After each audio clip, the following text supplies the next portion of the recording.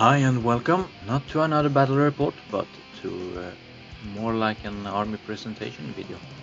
Captain Cluns on the Knife Age forum took me up on a question about what people look for in battle report channels and made a small request about an in-depth army building video. I was planning to do an army presentation for the Swedish Championship anyways, so I will try to elaborate a bit extra on my thoughts when I chose to play this particular army. I guess if you want insight in the really hardcore list building stuff, you should hit up some ETC team or other, but for good or bad, I've done a lot of thinking through the games, which I plan to share a bit more here.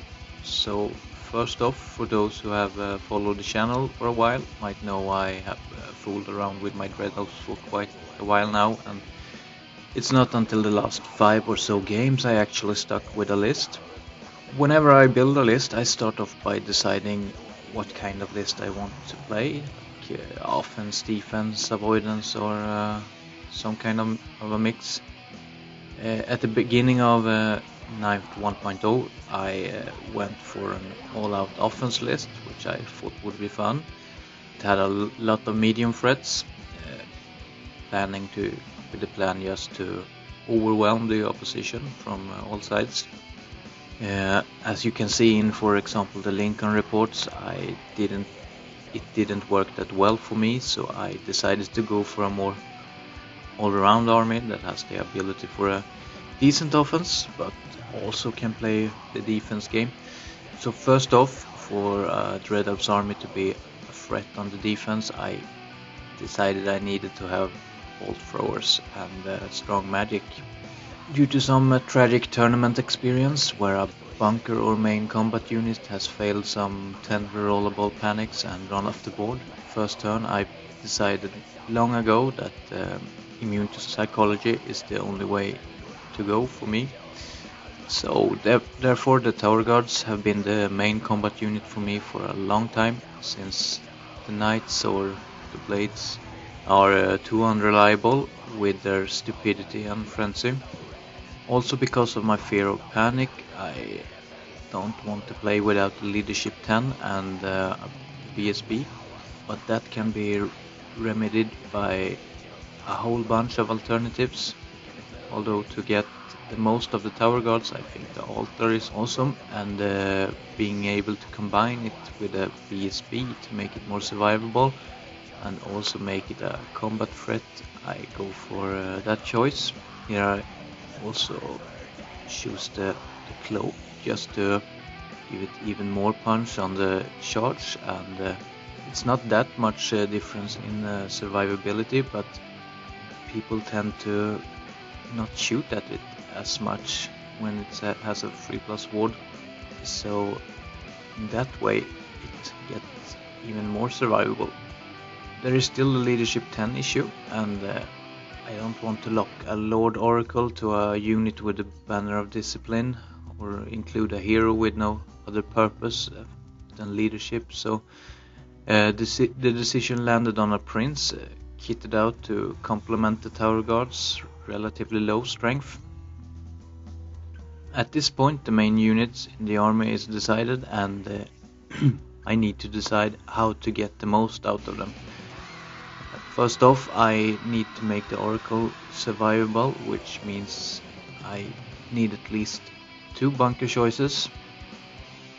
Since 3 scoring units feels like a minimum to be able to handle all the possible scenarios, this works really well with the lack of core units at the moment. Unfortunately, the requirement of a bunker forces me to choose a weaker core than what is possible, since I think the Raiders are the best units in that section, but they won't work as a bunker or a scoring unit. It's a hard choice, but in the end I go for a unit of Blades and a unit of Corsairs, since the Blades are immune to psychology and the Corsairs got good armor, which makes them a decent bunker for the first game turns at least. The Corsairs with their handbows are fairly good against chaff, and the Blades have a good damage output.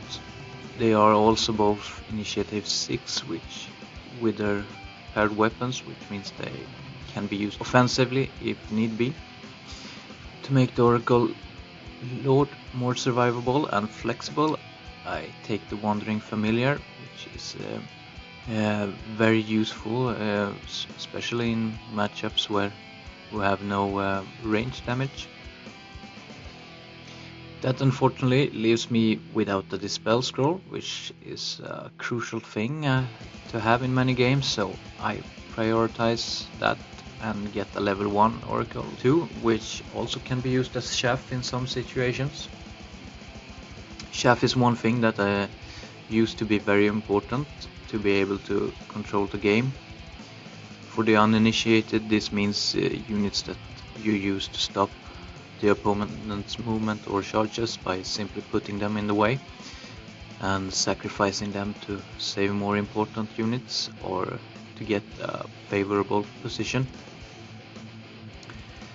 With an expensive army like the Dread Elves, I don't want units that only have a single purpose, but fortunately we got both Raiders and Harpies, which also are relatively good War Machine hunters. With one unit of Raiders, the core section is done, and the units have an okay number of models in them to be of use.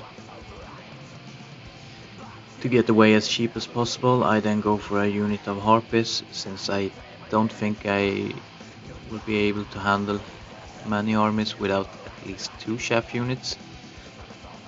2 chaff units are a bit low even to begin with, but I will have to make it with what I have.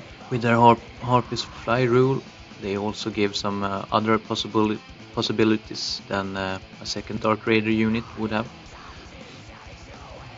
At this point the army is pretty much done, but it still feels a bit short on the supporting combat units and the ranged threats, so true to the army's first intention, I go for a compromise in 2 hunting chariots, which both can support in combat or join the war machines they're shooting.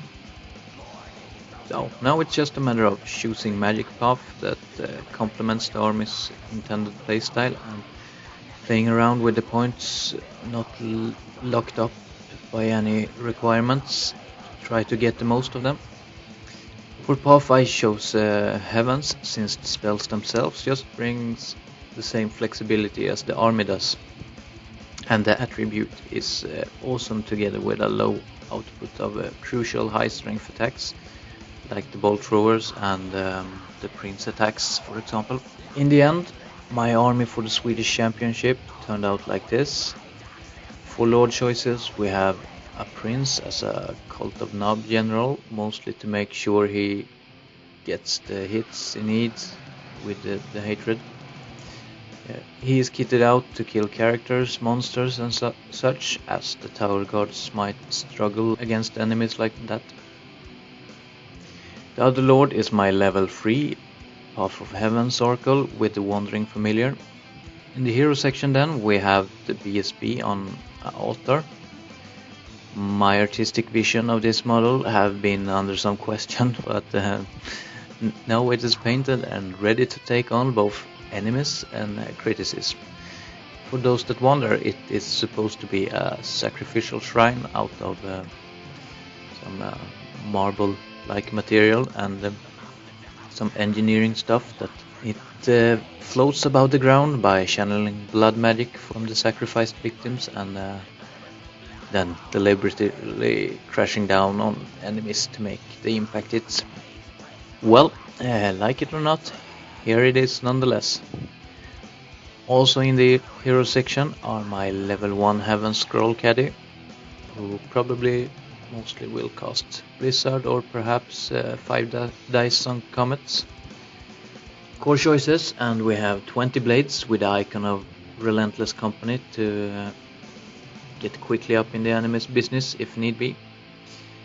We also have 20 Corsairs and 1 unit of Raiders. In special we have the Tower Guards and the Harpies. while the rear is occupied by the bolt thrower battery and the chariots.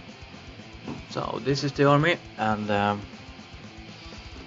the only time I've jinxed and announced that I was going to win a tournament, I actually did. So here you have it, the top army for the Swedish Championship, and none can convince me otherwise. At least not until the first game. So see you then.